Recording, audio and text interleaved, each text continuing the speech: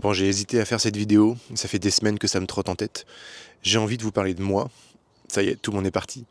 J'ai envie de vous parler de moi pour pouvoir aider d'autres personnes peut-être, parce que j'ai, depuis quelques années maintenant, appris à mieux me connaître et surtout j'ai fait connaissance de certains troubles que j'ai, et dont je ne savais pas trop si je les avais ou pas. J'ai, 4 enfants, j'ai un fils qui est, TDAH, sous, médicaments, hein, qui saute un petit peu dans tous les sens. C'est très compliqué pour lui de se concentrer, de rester pour faire des devoirs, et heureusement qu'il y a les médicaments qui l'aident à se focus et à se concentrer au quotidien.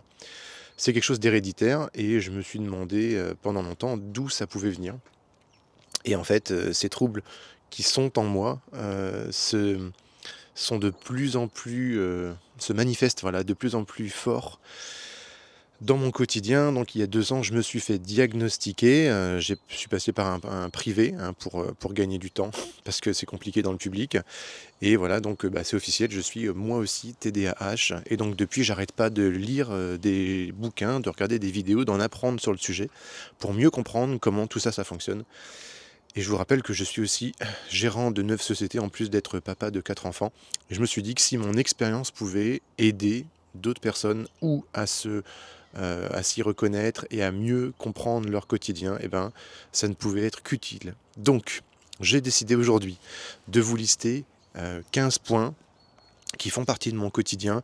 Je ne vais pas m'étendre une demi-heure sur chaque point, rassurez-vous. Le but, c'est que ce soit utile, concis et intéressant pour tout le monde. Donc, j'ai ces 15 points et j'ai besoin de tricher. J'ai ma petite liste sur mon smartphone. Pourquoi? Parce que bah, ça va faire partie de mes problèmes, je ne peux pas retenir les 15 points. J'ai une mémoire à court terme qui est très très volatile. Je ne sais pas si dans les points, mais par exemple, j'ai pendant de nombreuses années dit aux gens, je ne retiens pas les prénoms. En vérité, c'est pas je retiens pas les prénoms, c'est je retiens que les informations importantes. Et donc du coup, bah, ça, je vais pas le retenir. Alors, premier point, bah, je peux pas rester concentré sur une tâche. J'ai besoin de faire plein de trucs en même temps. Là, par exemple, je le sais bien, je peux entendre les petits oiseaux, je peux profiter de mon café. Alors, c'est pas vraiment une tâche, hein, c'est sûr. Je peux me dire, putain, il fait 6 degrés et puis j'ai pas mis de t-shirt. Je peux me demander en même temps ce que je vais faire cet après-midi. J'ai revu un oiseau passer derrière moi, je vois le chien qui est ici, j'ai mon téléphone qui est juste là, et pourtant, en même temps, je suis concentré sur mon discours. Donc ça, au quotidien, j'ai besoin d'être concentré sur plusieurs choses en même temps. Pourquoi? Bah, parce que je peux pas être focus sur une seule chose. Ça veut dire que si on vient me parler, par exemple, je serai plus efficace pour entendre les gens si je fais quelque chose en même temps. Et souvent, quand on me parle, bah, je travaille, je tape au clavier. Comme ça, j'arrive à être focus. Donc, c'est très compliqué pour moi, les réunions clients, surtout celles qui s'éternisent. Et donc, la parade que j'ai trouvée, c'est de prendre mon PC portable avec moi, de prendre des notes à minima ou de faire des démonstrations ou de discuter aussi, hein. Ça permet, dans l'échange, de rester focus. OK, alors j'ai un petit peu abordé déjà le deuxième point. J'ai du mal dans les écoutes prolongées. Si vous venez me parler de quelque chose et que vous allez parler lentement et que j'ai déjà capté dès le début où est-ce que vous vouliez en venir, alors aujourd'hui, je prends l'habitude, je coupe la parole des gens directement et je leur donne ma réponse. 99 du temps, normalement, j'ai bien visé. Ça doit être très insupportable de se faire couper la parole par moi tout le temps comme ça, mais parce que je peux pas. Ça m'agace, toute mon attention est focusée sur cette discussion dont je connais déjà de toute façon l'issue et je n'arrive pas à attendre. Pourtant, je fais des exercices au quotidien, par exemple tous les soirs. Tous les soirs, j'ai mon épouse qui me parle de ses journées en tant que prof et elle a toujours beaucoup, beaucoup de choses à me raconter.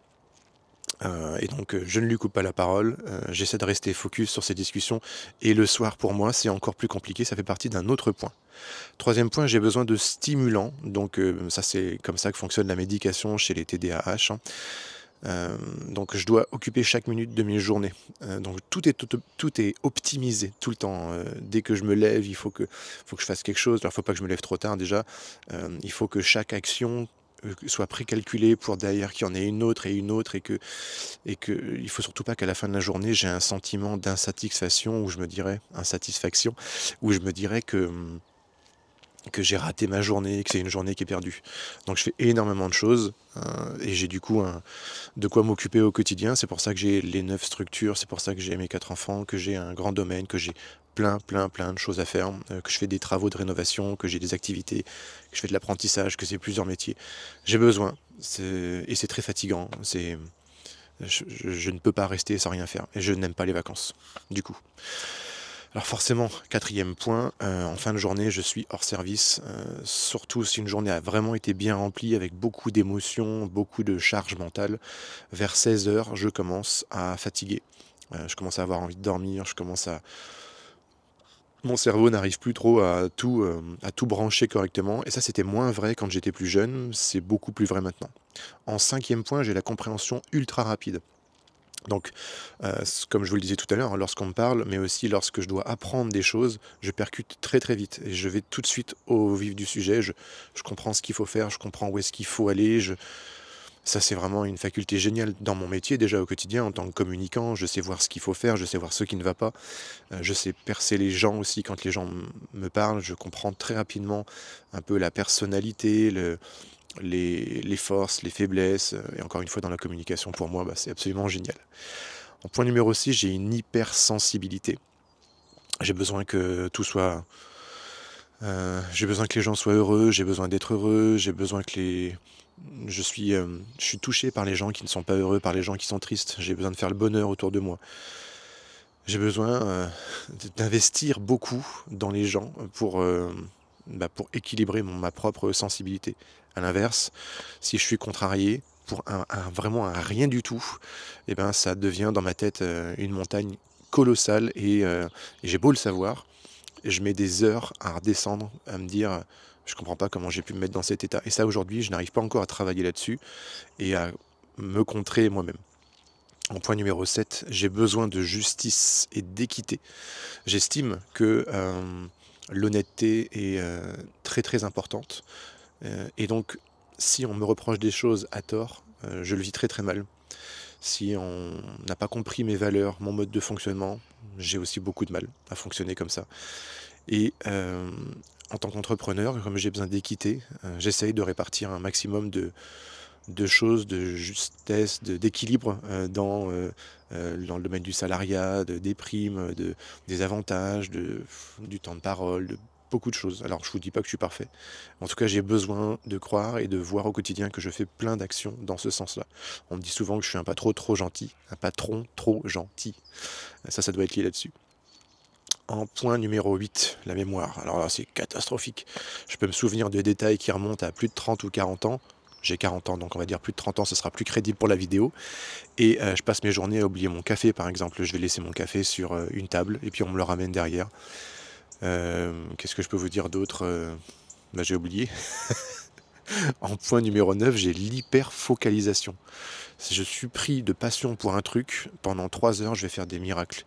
Et je vais pas arrêter de bosser dessus et je vais décupler mon intérêt et ma créativité là-dessus. Et je peux aller très très vite sur ce point-là. En point numéro 10, il y a tout ce qui est impulsivité ouais, je l'ai bien dit, dans les décisions. Je vais prendre des décisions très rapidement. Il faut que ça aille vite. J'ai besoin que tout aille vite. Je ne peux pas attendre.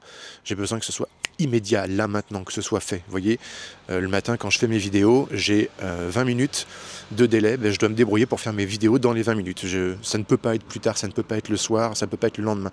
Tout doit être timé, planifié, ça doit être suivi, hein, c'est parce que mes journées sont timées comme ça, donc ma vie doit être timée comme ça aussi. Alors bien sûr, quand je vous explique tout ça, je vous dis pas que c'est normal et que c'est cool, et c'est un mode de fonctionnement dérivé du TDAH contre lequel je suis conscient, et contre lequel j'essaie de lutter aussi aujourd'hui sans médication. Mes 4 derniers points, comme ça on arrive à la fin. J'ai du mal à suivre des routines, donc je change beaucoup de choses. Je peux changer des journées, ne pas respecter des plannings. Je peux même changer les pièces, je change les meubles de place, je change les fonctionnalités. Je fais en sorte qu'il y ait toujours du nouveau. Voilà, ça j'ai besoin. J'ai beaucoup de mal au niveau des critiques. Alors pourtant je suis le premier à demander aux gens de me faire des retours. Et je supporte très très mal les critiques sur tout un tas d'aspects. Surtout si j'estime qu'elles ne sont pas justifiées. 2 derniers points, j'ai de la tendance à la procrastination, mais heureusement, mon côté HPI contre un peu cet aspect du TDAH. Je m'en sors bien, mais je le vois beaucoup plus au niveau de mon fils, mon deuxième fils, qui a beaucoup, beaucoup plus de problèmes avec son TDAH. Et enfin, j'ai besoin d'un environnement harmonieux, stable, équilibré. C'est pour ça que je suis à la campagne, qu'on entend les petits oiseaux, qu'il y a des poules et les lapins qui se baladent partout. Et j'ai besoin ici, dans ma bulle, de me sentir bien au quotidien. C'est un sujet très vaste, je pourrais en parler très longtemps. Si vous avez des questions suite à cette vidéo que j'ai abordée très rapidement, en 15 points en 10 minutes, ça reste correct, moi je trouve. Mais si vous avez, vous, des questions sur ce quotidien de TDA, de HPI, eh bien avec grand plaisir, j'y réponds. Et pourquoi pas ne faire d'autres vidéos là-dessus. Voilà, ça me tenait à cœur de partager tout ça avec vous. C'est jamais, jamais facile de parler de soi. Et je suis content d'avoir réussi l'exercice et d'avoir pu transmettre une partie de mon quotidien à ceux qui se retrouvent là-dedans. Sur ce, je vous dis petit café et à plus.